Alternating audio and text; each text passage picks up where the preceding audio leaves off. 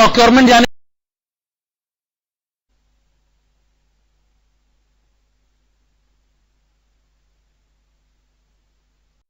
क्या है? प्रोक्योरमेंट यानी क्या? प्रोक्योर करना यानी कंज्यूम करना, प्रोक्योर करना यानी परचेज करना है कि नहीं? मैं मटेरियल प्रोक्योर करना चाहता हूं, यानी मैं मटेरियल परचेज, प्रोड्यूस कहां से हो गया यार? I want to procure the material means I want to purchase the material, ठीक है ना? तो जब वो कहते हैं मटेरियल प्रोक्योरमेंट बजट यानी मटेरियल परचेज बजट। हां, तो नीचे डिटेल्स में क्या है? Estimated sale of product is 40,000 units. ये 60% कैपेसिटी पर, 80% कैपेसिटी पर और 100% कैपेसिटी पर।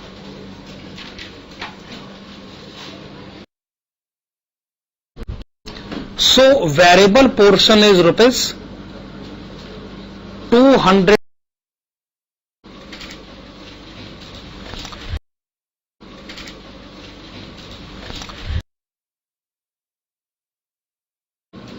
15 ये 50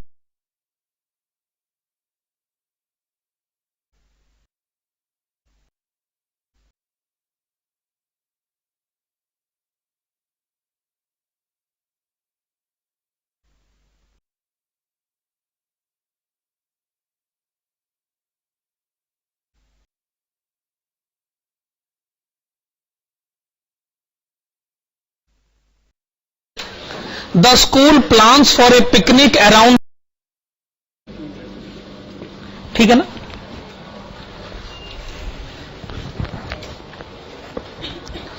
अब सवाल ये उठता है कि जी इस सेमी वेरिएबल कॉस्ट में से आखिरकार वेरिएबल और फिक्स्ड अलग अलग क्यों नहीं हो सकते?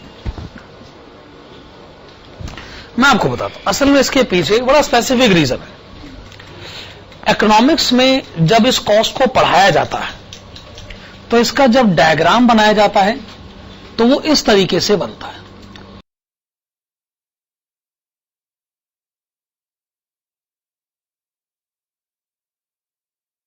कंपेयर करते हैं तो दूसरे साल में इंटरेस्ट कम है, अकॉर्डिंगली दूसरे साल में लोन रीपेड ज्यादा है। हर अगले साल में क्या होता जाएगा कि इंटरेस्ट वाला अमाउंट कम होता जाएगा और लोन रीपेड वाला अमाउंट बढ़ता जाएगा। देखिए इस क्वेश्चन में लिखा है कि हमने लोन लिया है 50,000 रुपए का, ये क्वेश्चन में लिखा है, और हमने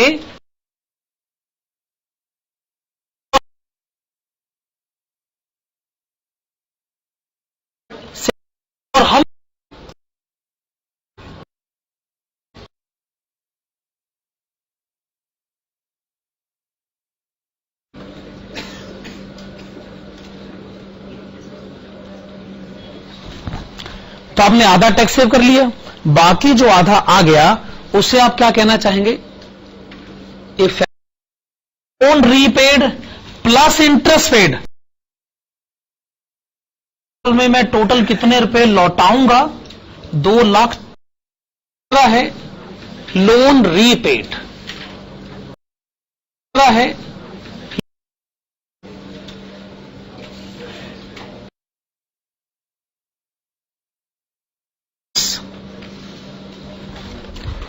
ओके। आप क्या,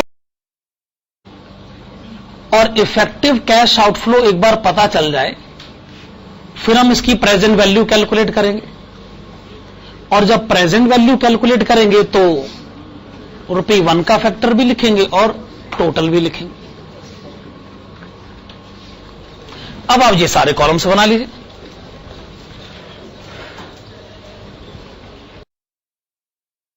उनको रीपे करें, यही इसका मतलब है। अच्छा,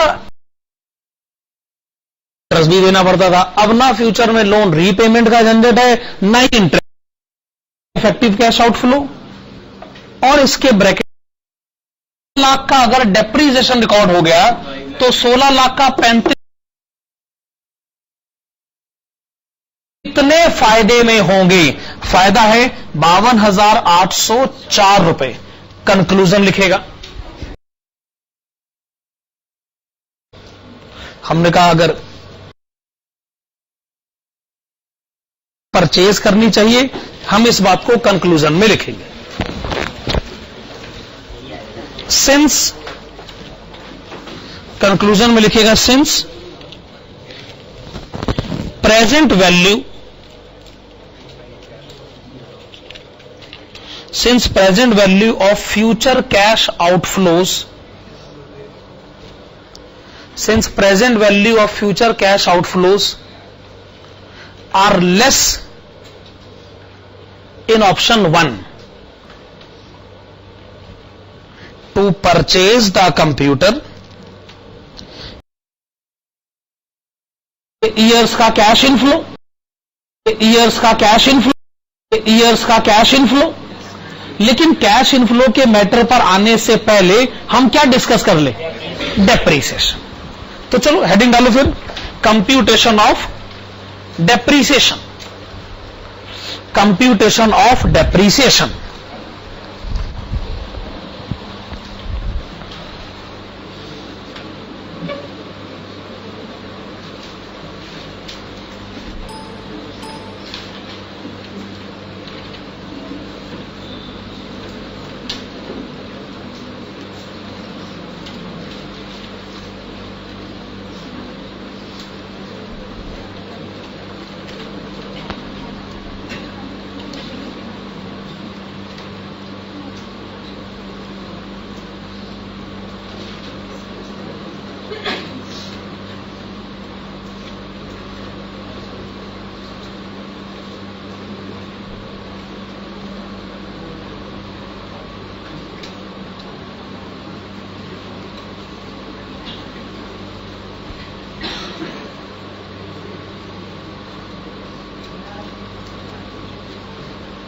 चलिए ये कॉलम साहब बनाएगा। Year, initial equipment, restoration expenditure, total depreciation.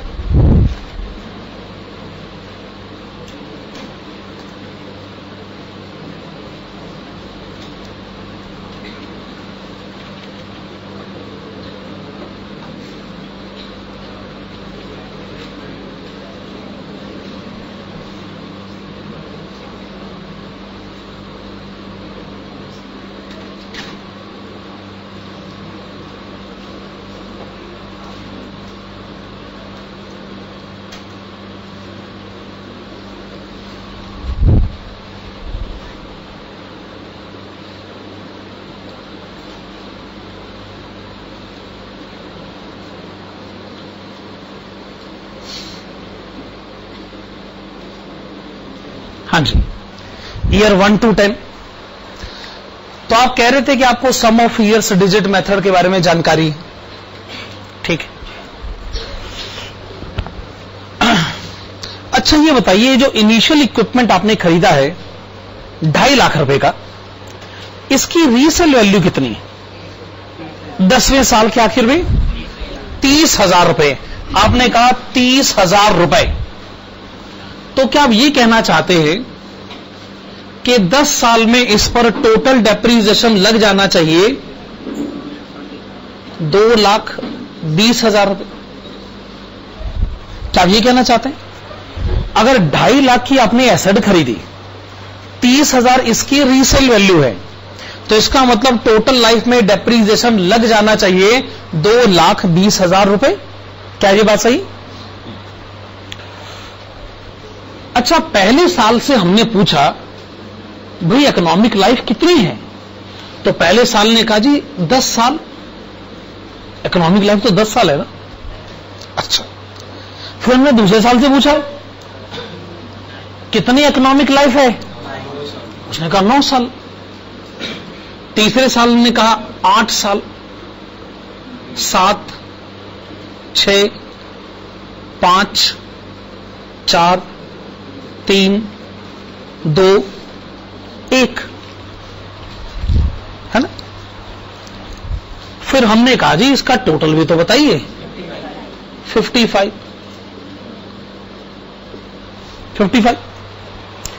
इसका मतलब अगर टोटल डेप्रीसिएशन चार्ज होना है 55, तो उसमें पहले साल का डेप्रीसिएशन होना चाहिए 10 रुपए और आखिरी साल का डेप्रीसिएशन होना चाहिए 1 रुपया। क्या यही इस मेथड का मतलब? ये मेथड कहता है जी, स्ट्रेट लाइन मेथड तो एकदम बेकार की बात कहता है। स्ट्रेट लाइन मेथड कहता है जी पहले साल का डेप्रीसिएशन भी वही, आखिरी साल का डेप्रीसिएशन भी वही। अब कोई भी रैशनल पर्सन जी कैसे विश्वास कर सकता है? पहले साल तो एसेट नहीं होती है भाई, उसका डेप्रीसिएशन तो ज्यादा होना चाहिए, और आखिरी साल में तो एसेट बहुत पुरानी हो जाती है, उसका डेप्रीसिएशन कम होना चाहिए। ये इस मेथड की फिलॉसफी है। खैर छोड़िए, आपने करना क्या है, इस रेशो में 2,20,000 को बांटना है। तो पहले साल का डेप्रीसिएशन 40,000, 36,000 पे, 32,000 पे, 28,000 पे,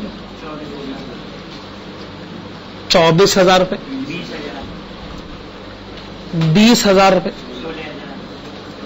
16,000 पे, 12,000 पे, 8,000 पे और 4,000 पे। ठीक है ना?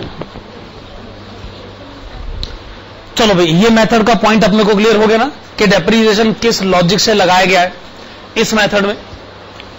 अब आप आइए रीस्टोरेशन एक्सपेंडिचर पर। रीस्टोरेशन एक्सपेंडिचर आपका है 60,000 रुपए।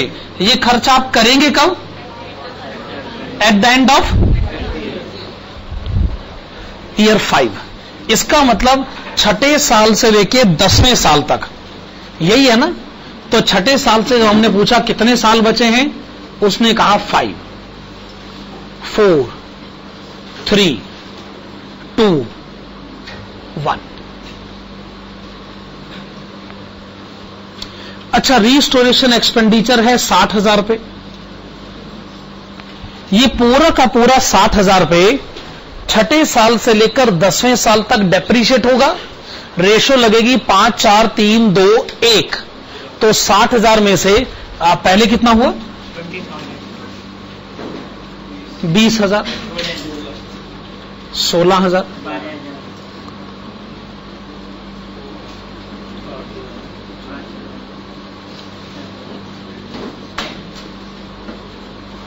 चलो हो गया ये केस डील। मैं तो जी अब आपसे टोटल डेप्रीसिएशन जानना चाहूंगा। तो पहले साल का टोटल डेप्रीसिएशन हो गया 40,000, दूसरे साल का 36,000, तीसरे साल का 32,000, चौथे साल 28,000, पांचवें साल 24,000, छठे साल 40,000, सातवें साल 32,000, आठवें साल 24,000, नौवें साल आपने बताया 16,000 और आखिरी साल आपने बताया 8,000। और थ्रू आउट लाइफ आप टोटल डेप्रीसिएशन कितना चार्ज करेंगे? 2,80,000। चलो भाई, डेप्रीसिएशन का मैटर हमने समझ लिया। हमने दो बातें समझ ली, एक कैश आउटफ्लो की सिचुएशन समझ ली, और आने वाले 10 सालों में हर साल जो डेप्रीसिएशन चार्ज होगा वो भी हमने समझ लिया। अब हमें क्या करना चाहिए? हमें क्या कैलकुलेट करना चाहिए? हमें कैलकुलेट करना चाहिए फ्यूचर कैश इनफ्लोज, और फ्यूचर कैश इनफ्लोज कैलकुलेट करते ही हम एनपीवी कैलकुलेट करेंगे। एनपीवी पॉजिटिव आएगा तो हम इन्वेस्टमेंट के लिए हां कर देंगे। चलिए लिखिएगा, computation of future cash inflows, computation of future cash inflows and NPV eight rate of, computation of future cash inflows and NPV at rate of 20%.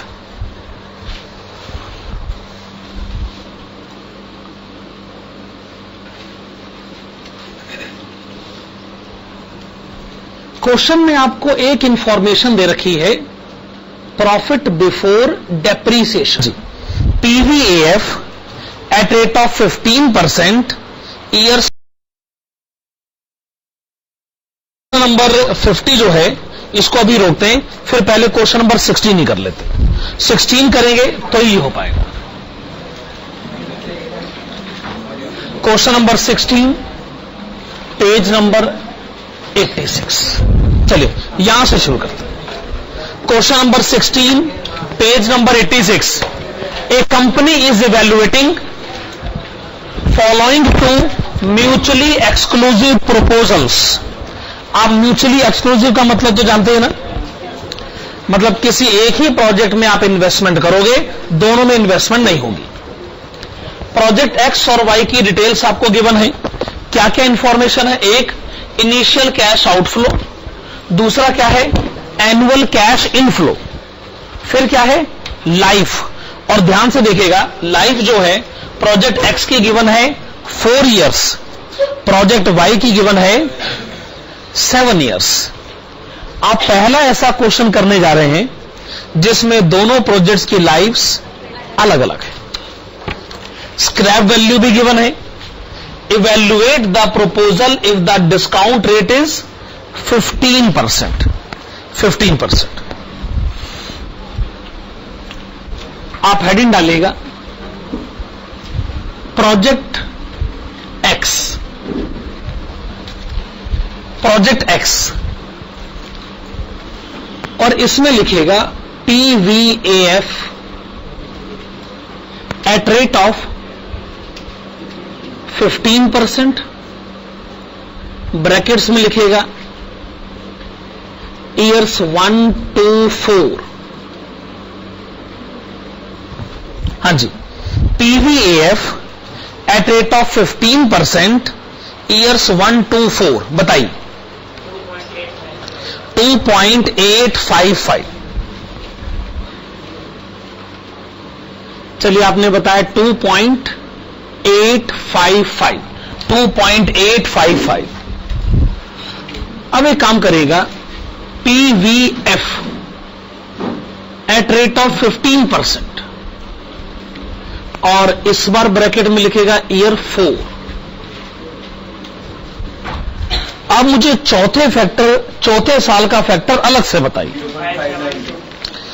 0.572।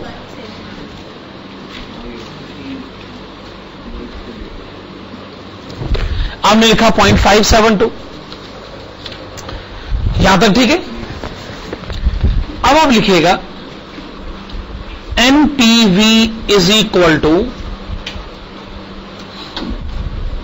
Present value of cash inflows minus initial cash outflow.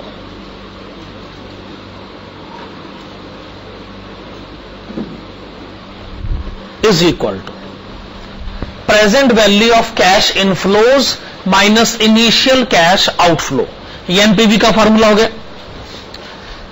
Question कहता है कि हर साल का cash inflow 15,000, हर साल का cash inflow 15,000, 4 साल तक लगातार।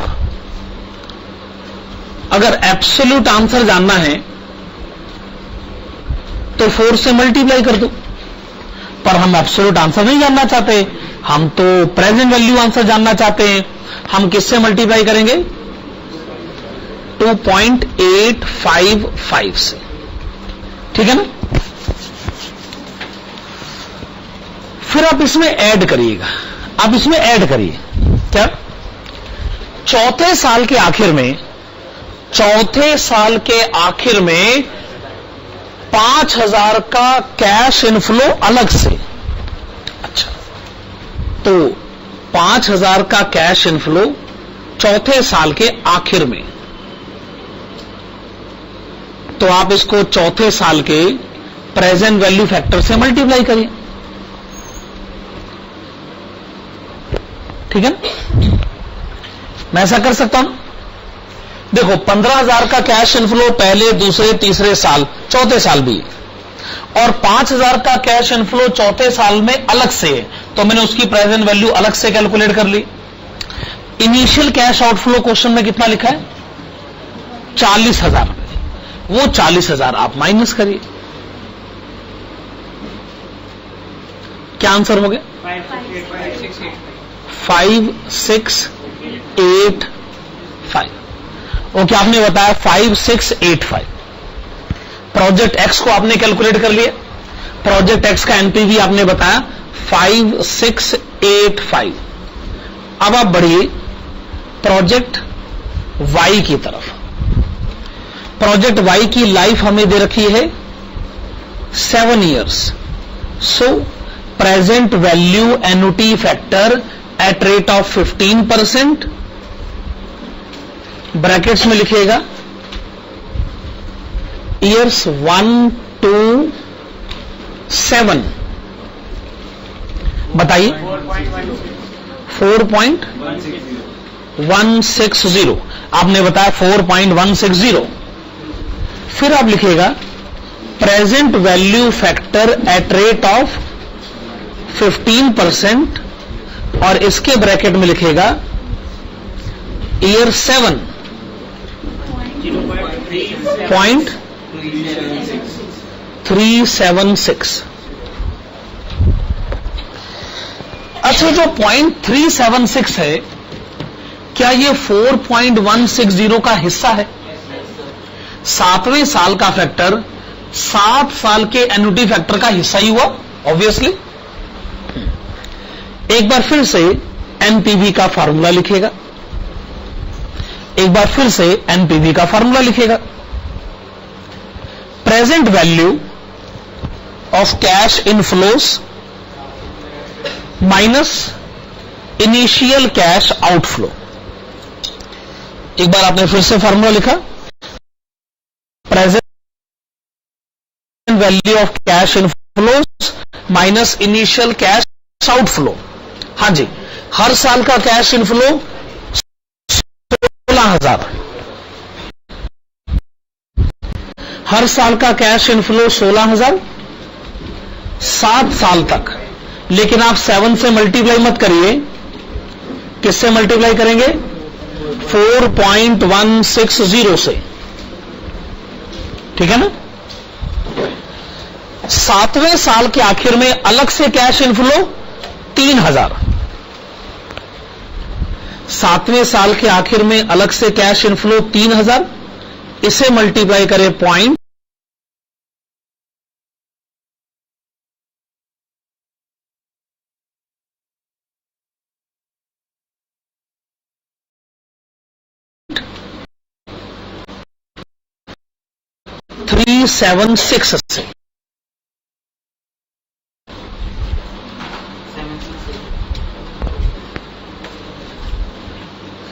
अच्छा, इसमें से क्या माइनस करें हम? इनिशियल कैश आउटफ्लो, जो कि कितना है? 60,000। 7688। आपने बताया 7688।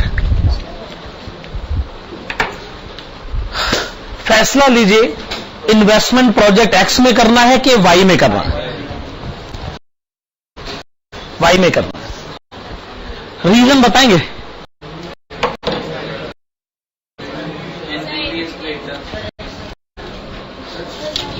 वाई में इन्वेस्टमेंट क्यों करें? क्योंकि वाई का एनपीवी ज्यादा है। लेकिन अगर वाई का एनपीवी ज्यादा है तो वाई की इकोनॉमिक लाइफ भी तो ज्यादा है। क्या आप ये नहीं कहेंगे कि ये अगर एनपीवी है तो ये 7 साल का एनपीवी, अगर ये इनकम है तो ये 7 साल की इनकम है।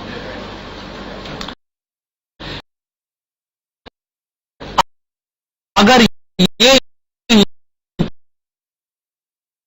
कम है तो इसकी इकोनॉमिक लाइफ भी तो कम है, सिर्फ 4 साल। ये 4 साल का एनपीवी है, ये 7 साल का एनपीवी है। क्या ये कंपेयर किया जा सकता है? कंपैरिजन गलत है ना? तो बताइए कंपैरिजन करे कैसे फिर? मैं आपको एक तरीका बताता हूं। क्या मैं एनपीवी पर ईयर कैलकुलेट कर लूं? मेरा मतलब है अगर ये एनपीवी 4 साल का है तो फिर मैं 1 साल का एनपीवी पता कर लेता हूं। अगर ये एनपीवी 7 साल का है तो मैं 1 साल का एनपीवी पता कर लेता हूं। और जिस प्रोजेक्ट का एनपीवी पर ईयर ज्यादा होगा, क्या मुझे उसे सिलेक्ट करना चाहिए? क्या मैं अपना पॉइंट ऑफ व्यू सही कह रहा हूं? चलिए लिखिएगा।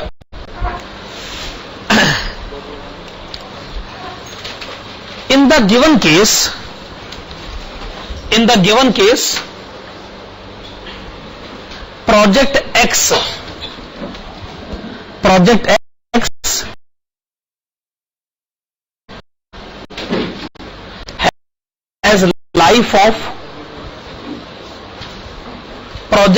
has life of 4 years. Project X has life of 4 years, whereas project Y has life of 7 years. Project X की लाइफ 4 साल, प्रोजेक्ट Y की लाइफ 7 साल।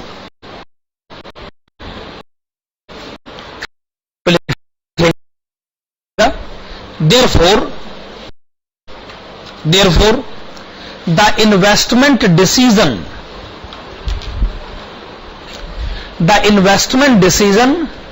is to be based upon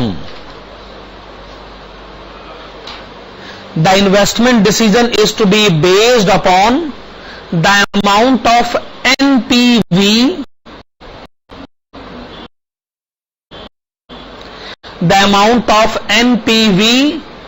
per year. The amount of NPV per year, which is technically known as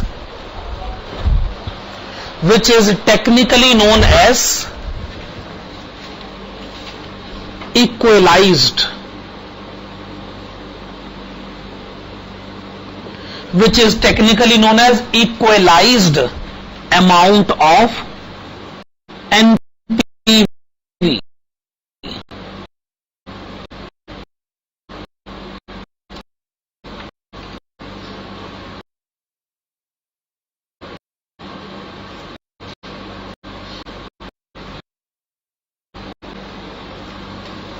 point clear? तो एक की life 4 साल है, दूसरे की लाइफ 7 साल है, तो आपको यह सलाह दी जाती है कि आप एनपीवी पर ईयर निकालिए। और ये जिसको आप एनपीवी पर ईयर कहते हैं, इसको टेक्निकली क्या कहा जाता है? Equalised amount of NPV. आगे लिखिएगा, it is computed below. It is computed below.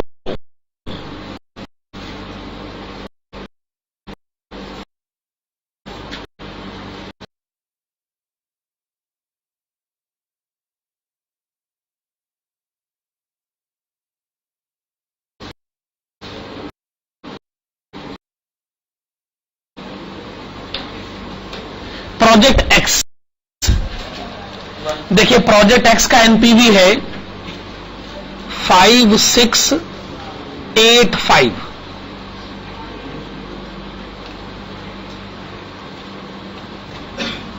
Project Y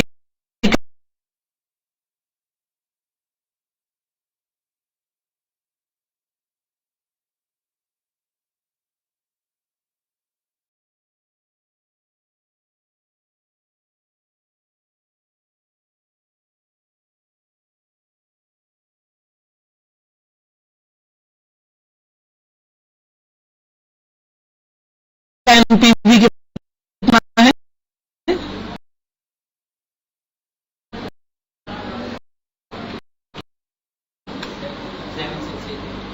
7688।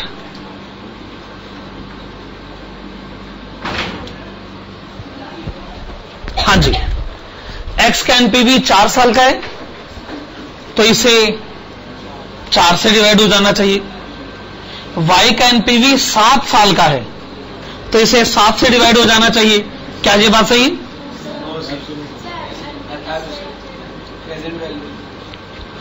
ओहो, मैं एनपीवी पर ईयर कैलकुलेट करना चाहता हूं। एक्स का एनपीवी 4 साल का है, मैं कुछ नहीं जानता, मुझे एनपीवी पर ईयर कैलकुलेट करना है। मैं इसको 4 से डिवाइड करके रहूंगा।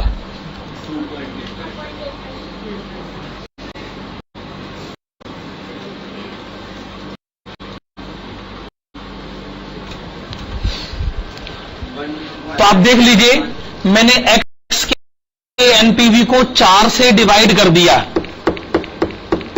अगर आपको ये 4 नहीं दिख रहा तो ये आपकी नजर का धोखा है। ये 4 ही है, ये 4 की प्रेजेंट वैल्यू है। 2.855 क्या है? फ्यूचर में मिलने वाले 4 रुपए की ये प्रेजेंट वैल्यू ही तो है। उसी तरीके से y को आप 7 से नहीं, 7 के प्रेजेंट वैल्यू एनुटी फैक्टर से डिवाइड करें, 4.160।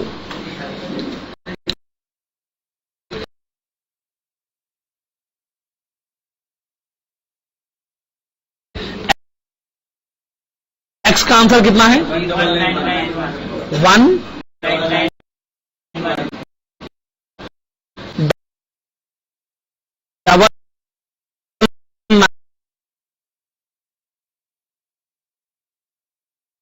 1848।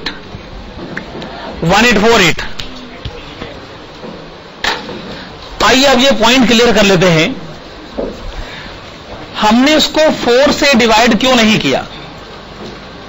हमने इसको 7 से डिवाइड क्यों नहीं किया? एब्सोल्युटली सही, पर हमने ऐसा क्यों नहीं करा? अब आप इसका जवाब सुन लीजिए। अगर कोई आपसे कहे 1 साल का कैश इनफ्लो है एक्स, लिसन प्लीज,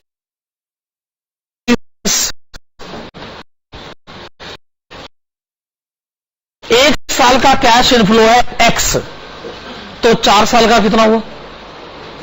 4 साल का कितना हुआ? कैसे आया? x multiplied with 4। मैं आपको समझा चुका हूं, 4 से मल्टीप्लाई करने की जिद छोड़ दीजिए। नहीं मल्टीप्लाई किया जा सकता, किससे मल्टीप्लाई करना पड़ेगा? PVAF से। तो आपको मल्टीप्लाई किससे करना होगा? 2.855 से। ओके? जब मैं कहता हूं कि 1 साल के आंसर को 4 साल का बनाओ, तो आपने कभी 4 से मल्टीप्लाई नहीं करा, आपने PVAF से मल्टीप्लाई करा। अब मैंने कहा 4 साल के आंसर को 1 साल का बनाओ, तो क्या आप 4 से डिवाइड कर दोगे? मतलब मल्टीप्लाई करते समय अलग पैरामीटर और डिवाइड करते समय अलग पैरामीटर। अरे जब 1 साल का आंसर 4 साल का बनता है तो 4 से मल्टीप्लाई नहीं होता ना। उसी तरीके से जब 4 साल का आंसर 1 साल का बनेगा तो 4 से डिवाइड कैसे हो सकता है? ना मल्टीप्लाई करते समय 4 मल्टीप्लाई हुआ, ना डिवाइड करते समय। इस बात का ध्यान रखें, जब 4 साल के आंसर को 1 साल का बनाना है तो 4 से नहीं, उसके PVAF से डिवाइड करें।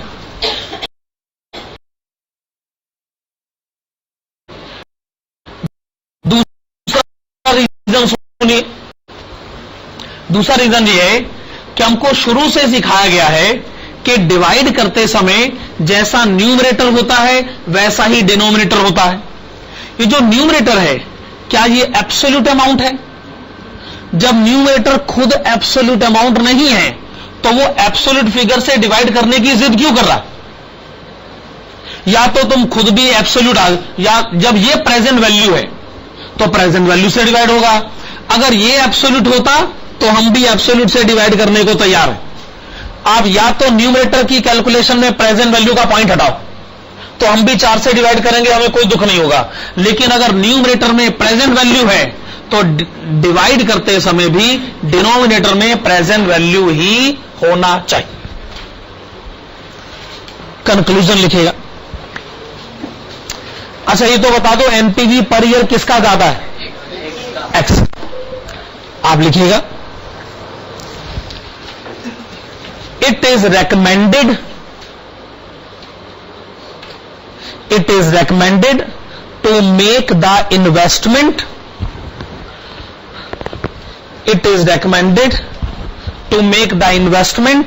in project X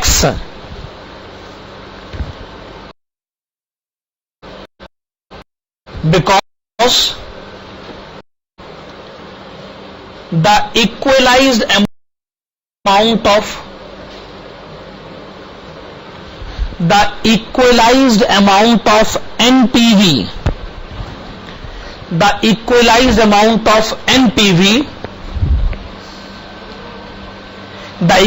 amount of NPV is more in its case.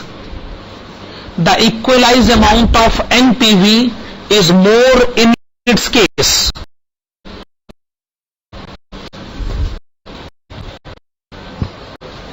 Okay? हाँ जी, ये क्वेश्चन नंबर 16 का आंसर हुआ। अब आप आइएगा पेज नंबर 99 पर, और जो क्वेश्चन हम कर रहे थे पहले, question number 50।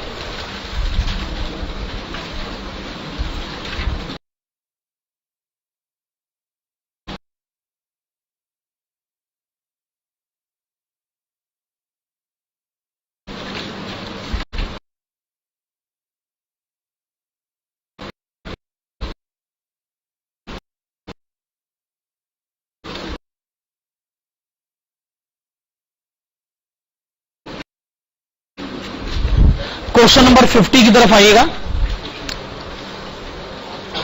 Company UVW has to make a choice between two identical machines A and B.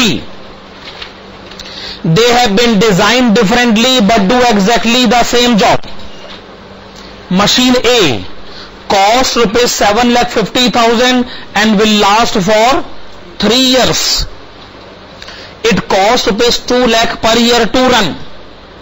Machine B is an economy model costing only ₹5 lakh and will last for 2 years. It costs ₹3 lakh per year to run. Ignore taxes. Opportunity cost of capital is 9%. Which machine the company UVW should buy? क्या इस question में machine X और machine Y की life unequal है? इसका मतलब एक की लाइफ 3 साल है और एक की लाइफ 2 साल है, तो हमें इस बात का ध्यान रखना पड़ेगा। तो आप लिखिएगा PVAF एट रेट ऑफ 9% और ब्रैकेट्स में लिखिएगा ईयर्स 1, 2, 3। तो आप मुझे 9% के रेट पर एन्युटी फैक्टर बताइए कितना है। आपने बताया 2.531।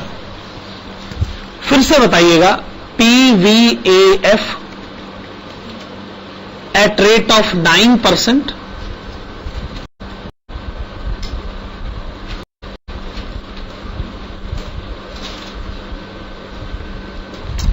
पहले 2 साल का एन्युटी फैक्टर बताएंगे 1.759।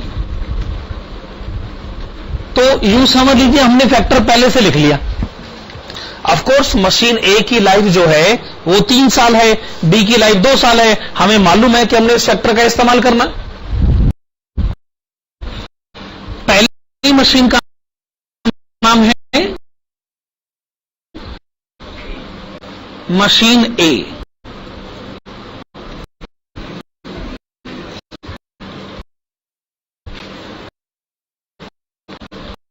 ओके, मशीन ए। ये बताइए कि जब आप मशीन ए खरीदोगे तो आपको इनिशियली कितनी पेमेंट करनी होगी?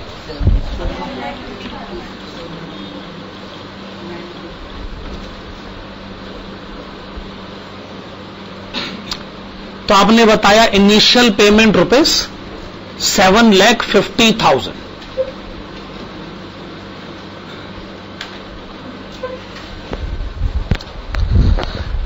अब इनिशियल पेमेंट की तो कोई प्रेजेंट वैल्यू आप अलग से कैलकुलेट नहीं करोगे, जो 7.5 लाख रुपए अभी देने हैं सो अभी देने हैं, यही इसकी प्रेजेंट वैल्यू, ठीक है ना। फिर आप लिखिएगा present value of future payment.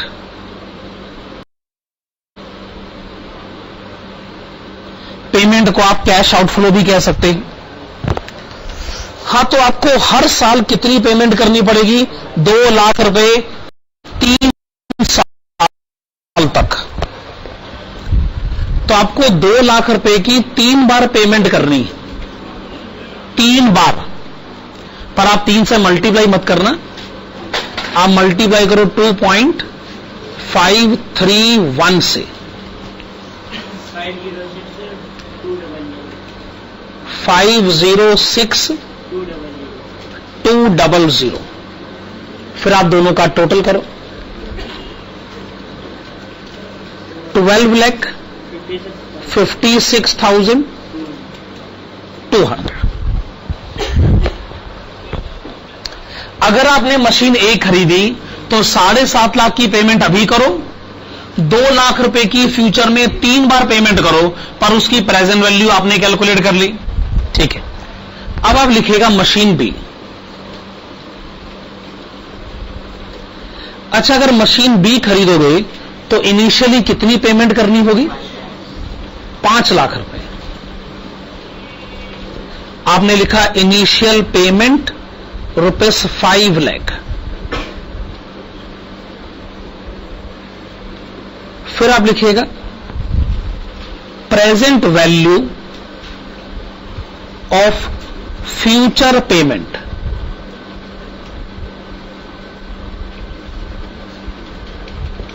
आपने लिखा present value of future payment. हर साल पेमेंट कितनी करनी होगी? 3 लाख रुपए 2 साल तक। तो 3 लाख की पेमेंट 2 बार करिए जरूर, पर 2 से मल्टीप्लाई मत करिएगा। मल्टीप्लाई किसे करेंगे? 1.759 से। 527,700। दोनों का टोटल करिए, 10,27,700। मशीन ए खरीदोगे तो 3 साल चल जाएगी और आपको इतनी पेमेंट करनी होगी। मशीन बी खरीदोगे तो 2 साल चलेगी और आपको इतनी पेमेंट करनी होगी। जब इसकी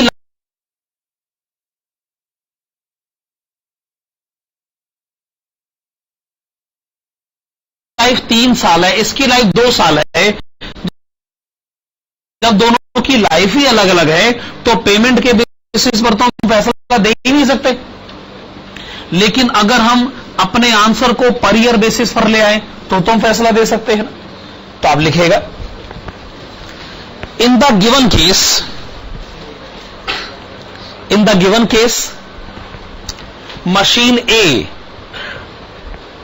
has life of 2 years. Machine A has life of 2 years and machine B has life of 3 years. चलिए, आपने मशीन ए मशीन बी की अलग अलग लाइफ के बारे में बात करी है। Machine A has life of 3 years and machine B 2 years। Check कर ले, मशीन ए की लाइफ है 3 साल और मशीन बी की लाइफ है 2 साल। ओके, ए की लाइफ 3 साल, बी की लाइफ 2 साल। आगे लिखेगा Therefore, the investment decision is to be based upon the investment decision is to be based upon the amount of cash outflow, the amount of cash outflow which is computed on per year basis.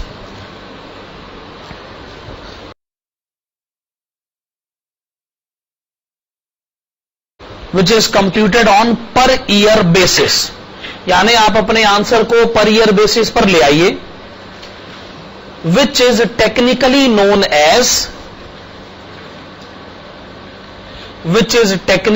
as equalized amount. Which is technically known as equalized amount. Full stop. It is computed below. It is computed below.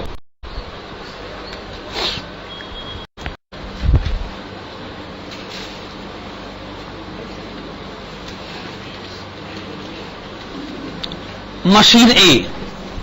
अगर आप machine ए लोगे तो total payment कितनी है? 12,56,200. और ये payment है 3 साल की. पर आप 3 से डिवाइड मत करिए, आप डिवाइड करिए 2.531 से. 496326. आपने लिखा 496326. अगर हम मशीन बी लेंगे तो टोटल पेमेंट करनी होगी 10,27,700. ये पेमेंट 2 साल की है. आप 2 से नहीं, उसके प्रेजेंट वैल्यू एन्युटी फैक्टर से डिवाइड करें. 1.759 से 584252. आपने लिखा 584252. आप उस मशीन को पिक करना चाहोगे जिसकी पेमेंट पर ईयर कम है. पर ईयर और पेमेंट पर ईयर मशीन एक ही कम है. तो आप लिखिएगा it is recommended to purchase machine A. It is recommended to purchase machine A because the equalized amount यानी per year answer. The equalized amount of present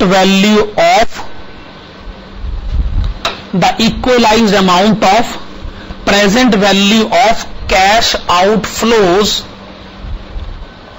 The equalized amount of present value of cash outflows will be least in its case.